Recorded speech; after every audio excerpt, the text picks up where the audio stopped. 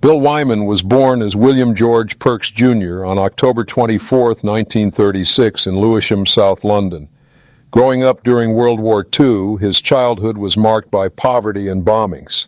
His family lived in a small house with little comfort, and he often described his early life as difficult.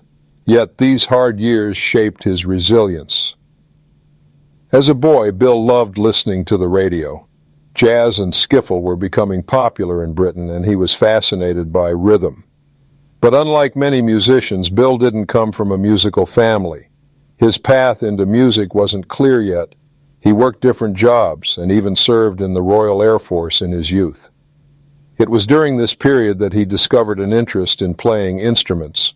At first he tried piano, but later switched to bass guitar. The sound of the bass attracted him. It was deep, steady, and essential. Around the late 1950s, Bill bought his first homemade bass guitar, which he crafted himself because he couldn't afford a proper one. This instrument would change his life forever. Bill Wyman was not yet a rock star. He was just another young man in post-war Britain trying to find his place. But music was slowly becoming his escape, and soon fate would connect him to a group of musicians who would alter rock history. By the early 1960s, music in London was exploding. Small clubs were filled with blues bands, and American rock and roll influences were spreading fast. Bill Wyman, working as an electrician by day, spent his nights experimenting with his bass guitar. Unlike many young players, Bill was disciplined. He kept diaries, notes, and even practiced obsessively. His quiet personality made him different from loud, flamboyant musicians. He was more analytical and thoughtful, traits that later helped the Rolling Stones stay grounded. Bill joined local groups, playing small gigs for little money.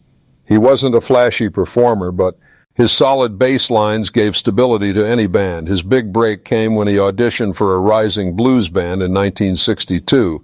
The group had Mick Jagger, Keith Richards, and Brian Jones. They were wild, energetic, and looking for a bassist. At first, the Stones weren't sure about Bill. He was older than the rest, had short hair, and even owned good amplifiers, something the band desperately needed.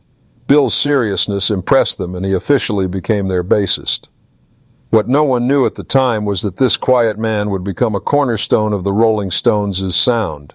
His deep bass would carry songs like Paint It Black and Jumpin' Jack Flash. The journey from struggling London clubs to worldwide fame was just beginning.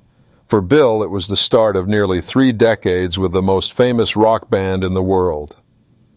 In 1962, the Rolling Stones began to build their reputation as a gritty blues band. They were different from the Beatles, rougher in style and more rebellious in attitude. Bill Wyman, though quieter, quickly became part of this new identity. The Stones played countless shows in small pubs and clubs. Bill stood at the back, steady and calm, letting the spotlight shine on Mick Jagger and Keith Richards. But musically, his bass lines provided the foundation that held the songs together. In 1963, the band released their first single, a cover of Chuck Berry's Come On. Soon after, they scored their first hit with It's All Over Now. Bill's deep bass gave their songs a darker edge, separating them from other pop acts of the time. As fame grew, so did chaos. Screaming fans, long tours, and endless recording sessions became normal. Bill remained steady through it all. He wasn't a wild partier like some of his bandmates. Instead, he often kept to himself, writing diaries and taking photographs. Yet life in the Rolling Stones was never easy, the band faced. It arrests, drug scandals, and constant media pressure. Bill sometimes felt like an outsider, but he knew his role was vital. His presence gave the Stones stability in their most turbulent years. By the mid-1960s, the Rolling Stones were becoming global icons. And while Bill Wyman rarely took the spotlight, his quiet power kept the music alive. Bill Wyman's style on bass was unique. He didn't try to show off with fast solos or complicated tricks. Instead, he believed in simplicity. His philosophy was, the bass should support, not dominate. This approach gave the Rolling Stones their unmistakable groove. Songs like Satisfaction and Paint It Black show how Bill's bass lines were subtle yet unforgettable. He didn't play too many notes, just the right ones at the right time. Keith Richards once said that Bill's playing was the glue that held everything together. Interestingly, Bill played his bass differently from most musicians. Because of an injury to his fingers, he developed his own fingering style. This gave his sound a unique character, slightly looser and warmer than typical bassists. Fans often overlooked Bill because he stayed in the background on stage. But inside the band, his importance was clear. The Rolling Stones' songs would not have had the same punch without his steady rhythm. Beyond playing, Bill also experimented with songwriting. He even wrote the hit In Another Land in 1967, the only Rolling Stones song credited solely to him. Though the band mostly relied on Jagger and Richards for writing, Bill showed he had creative talent too. By the late 1960s, the Rolling Stones had cemented their place in rock history, and while Mick and Keith grabbed headlines, Bill Wyman's quiet strength was just as vital in shaping their sound. The late 1960s and early 1970s were the peak of the Rolling Stones' fame. They were called the greatest rock and roll band in the world. Concerts drew massive crowds, and their albums defined a generation. Bill Wyman, though not flashy, was there through it all.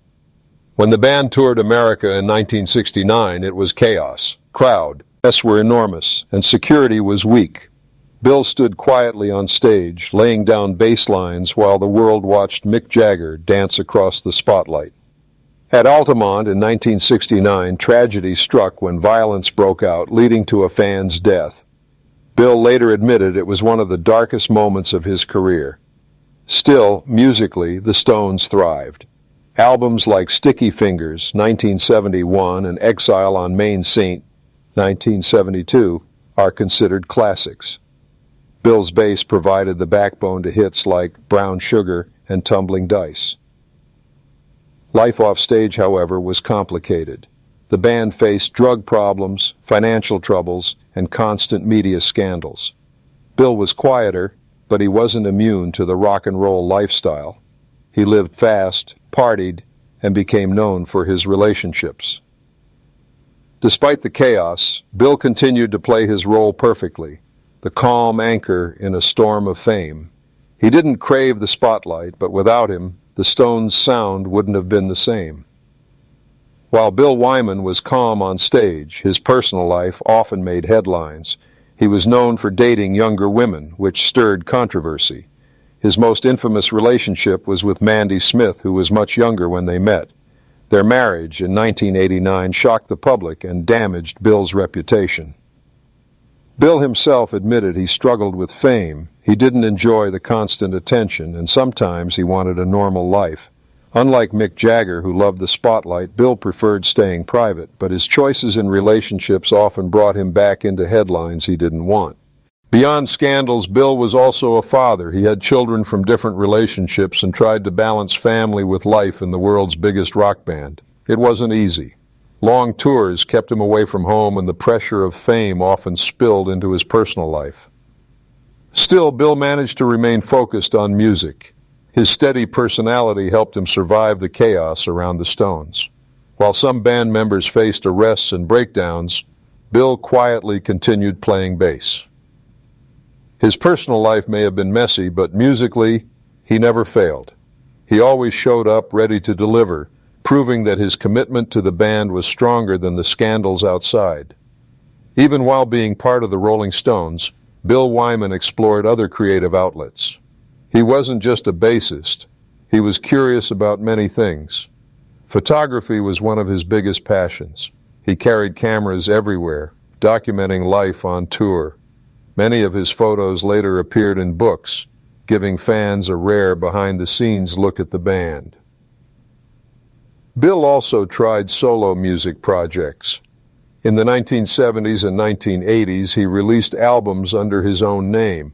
While they didn't reach the same fame as the Stones, they allowed him to express his own style. His 1981 song, Si Si Je Suis un Rockstar, even became a surprise hit in the UK. Writing was another passion. Bill kept diaries for decades, recording details of tours, finances, and personal moments. These journals later became valuable sources for rock historians. He also published books on the history of the Rolling Stones, music, and even archaeology, a subject he loved.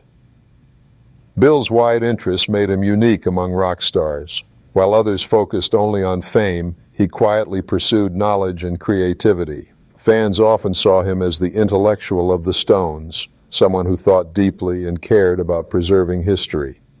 These side projects also prepared him for life after, or the band. Bill was proving that he could stand on his own, even without the Rolling Stones. By the late 1980s, Bill Wyman was feeling tired of life in the Stones. After nearly 3 decades, the endless tours and recording schedules no longer excited him. He wanted more time for family and personal interests. In 1992, Bill officially announced his departure from the Rolling Stones. It was a shock to fans, but for Bill, it was a relief. He explained that he had given the band the best years of his life and now wanted peace. Leaving wasn't easy. The Stones were still one of the biggest bands in the world, and many thought no one would ever quit such success. But Bill was different. He valued his happiness more than fame. After his exit, the band continued with Darryl Jones as their bassist. Though Jones is a skilled musician, fans often note that Bill's unique style can never be fully replaced. His quiet groove was part of what made the Stones' classic sound. Bill never regretted his choice. He later said he enjoyed watching the Stones as a fan, proud of what they achieved. His departure marked the end of an era, but also the start of a new chapter for him. For the first time in decades, Bill Wyman was free to live life on his own terms. After leaving the Rolling Stones, Bill Wyman stayed busy. In 1997, he formed a new group called Bill Wyman's Rhythm Kings. This band focused on blues, rock and roll, and swing music. Unlike the stadium-filling Stones, the Rhythm Kings played in smaller venues. Bill enjoyed the relaxed atmosphere. It reminded him of why he first loved music. The Rhythm Kings included talented musicians, and Bill often described it as playing for fun, not fame. He wasn't chasing hits anymore. Instead, he wanted to enjoy the music without pressure. Outside of music, Bill continued with photography and writing. He released books about the Stones, about his passion for archaeology, and even about collecting antiques. His attention to detail made him a respected author and historian. He also opened a restaurant in London, showing yet another side of his creativity. Bill proved that life after the Stones could still be full of success. Though no longer part of the band, Bill sometimes reunited with his old bandmates for special occasions. Fans always celebrated seeing him back with the group, even if only for a song or two. Bill Wyman didn't fade away after leaving the Stones. Instead, he carved out a quieter, more personal life, proving that he was more than just a rock star. Bill Wyman may not have been the loudest member of the Rolling Stones, but his impact is undeniable. His bass lines shaped some of the most famous songs in rock history. Without him, classics like Jumpin' Jack Flash or Gimme Shelter would not have had the same power. Unlike Mick Jagger or Keith Richards, Bill never craved the spotlight, but that was his strength. He let the music speak for him. His steady rhythm gave the Stones a backbone that carried them through decades of chaos. Beyond the band, Bill left a legacy as a photographer, writer, and historian. His diaries and photographs are treasures for music fans, giving a rare inside look at the life of a rock star. He also showed that success doesn't always mean staying in the spotlight. Today, Bill is remembered as the Quiet Stone. He may not have screamed into microphones or caused the biggest scandals, but he built the foundation of one of the greatest rock bands in history. His story is proof that sometimes the ones who stand in the background are the ones holding everything together. Bill Wyman's life is more than just rock and roll. It is about resilience, creativity, and finding peace on his own terms.